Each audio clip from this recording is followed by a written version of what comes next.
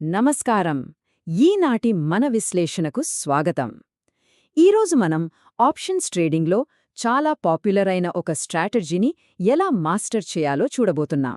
ముఖ్యంగా ట్రేడింగ్ కొత్తగా నేర్చుకునే బిగినర్స్ కోసం ఈ కాంప్లెక్స్ ఫైనాన్షియల్ కాన్సెప్ట్స్ని చాలా సింపుల్గా ఒక స్టెప్ బై స్టెప్ ట్యుటోరియల్ లాగా మనమిప్పుడు తెలుసుకుందాం.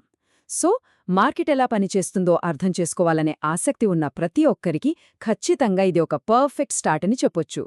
మార్కెట్ని అబ్జర్వ్ చేస్తున్నప్పుడు మనకొక బేసిక్ డౌట్ వస్తుంది, రైట్?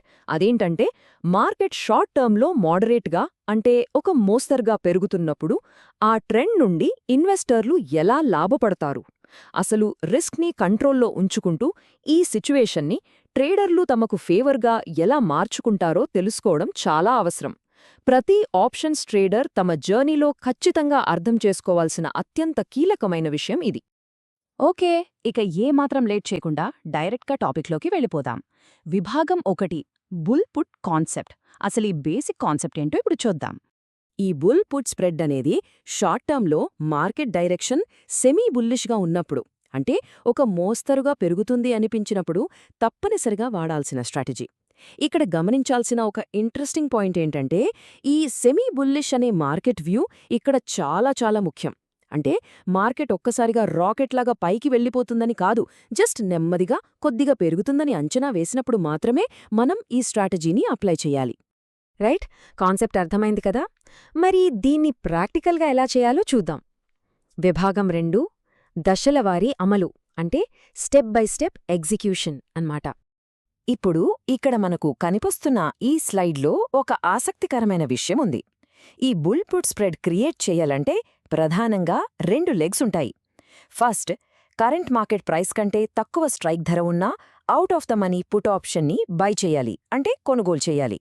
దానికి సపోర్టింగ్గా అధిక స్ట్రైక్ ప్రైస్ ఉన్న ఇన్ ది మనీ పుట్ ఆప్షన్ని సెల్ చేయాలి, అంటే విక్రయించాలి. ఈ 2 యాక్షన్స్ని ఒకేసారి కంబైన్ చేయడమే ఇక్కడ అసలైన ట్రిక్. ట్రేడర్లు ఫాలో అవ్వాల్సిన ఎగ్జాక్ట్ సీక్వెన్స్ ఇక్కడ ఉంది చూడండి. నెంబర్ 1, మార్కెట్ వ్యూ సెమీ బుల్లిష్గా ఉందని కన్ఫర్మ్ చేసుకోవాలి. Number 2, out of the money పుట్ని బై చెయ్యాలి. నెంబర్ 3, ఇన్ ది మనీ పుట్ని సెల్ చేయాలి. ఇక ఇక్కడ లాస్ట్ పాయింట్ అక్షరాల చాలా క్రూషియల్ రూల్ ఇది. అదేంటంటే ఈ 2 ఆప్షన్స్కి సంబంధించిన ఎక్స్పైరీ మంత్ లేదా వీక్ ఖచ్చితంగా ఒకేలా మ్యాచ్ అవ్వాలి. ఎక్స్పైరీలలో ఏమాత్రం తేడా ఉన్నా ఈ స్ట్రాటజీ మొత్తం దెబ్బతింటుంది. సో ఇది చాలా ఇంపార్టెంట్. ఓకే, ట్రేడ్ ఎలా చేయాలో చూసాం, కానీ ఫైనల్గా ఒక రియాలిటీ చెక్ అవసరం. అదే విభాగం 3, రిస్క్, రివార్డ్ మరియు బ్రేక్ ఈవెన్. ప్రతి బిగినర్ ఖచ్చితంగా తెలుసుకోవాల్సిన లెక్కలు ఇవే. ఈ టేబుల్ మనకు మ్యాథమెటికల్ అవుట్కమ్స్ని చాలా అద్భుతంగా వివరిస్తుంది. ఇక్కడ రిస్క్ ఎప్పుడూ కూడా లిమిటెడ్గానే ఉంటుంది. అంటే ఒకవేళ మార్కెట్ మన అంచనాలకు రివర్స్లో వెళ్ళినా సరే మన నష్టం ఒక లిమిట్ వరకే ఉంటుంది.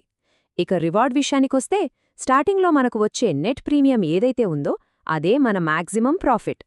చివరగా బ్రేక్ ఈవెన్ పాయింట్. దీన్ని ఎలా క్యాల్కులేట్ చేయాలంటే షార్ట్ పుట్ యొక్క స్ట్రైక్ ప్రైస్కి మనం రిసీవ్ చేసుకున్న నెట్ ప్రీమియంని కలపాలి. ట్రేడ్ వేసే ముందు ఈ క్యాల్కులేషన్స్ మైండ్లో ఉంచుకోవటం మస్ట్.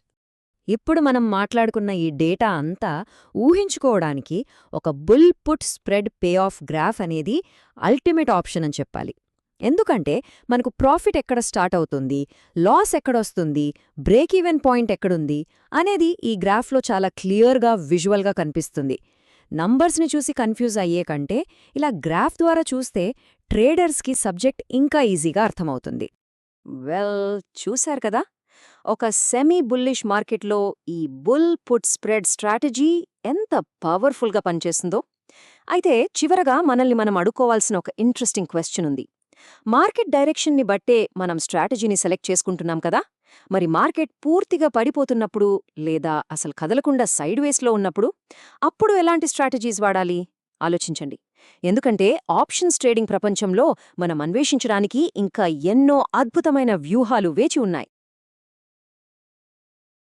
మా వద్ద ఉన్న ఎక్కువ విన్ రేట్ మరియు 1:2 రిస్క్ రివార్డ్ రేషియో ఉన్న Nifty option buying strategy ebook కావాలనుకునేవారు మా వాట్సాప్ నంబర్కు పీడీఎఫ్ అని కామెంట్ చేయగలరు.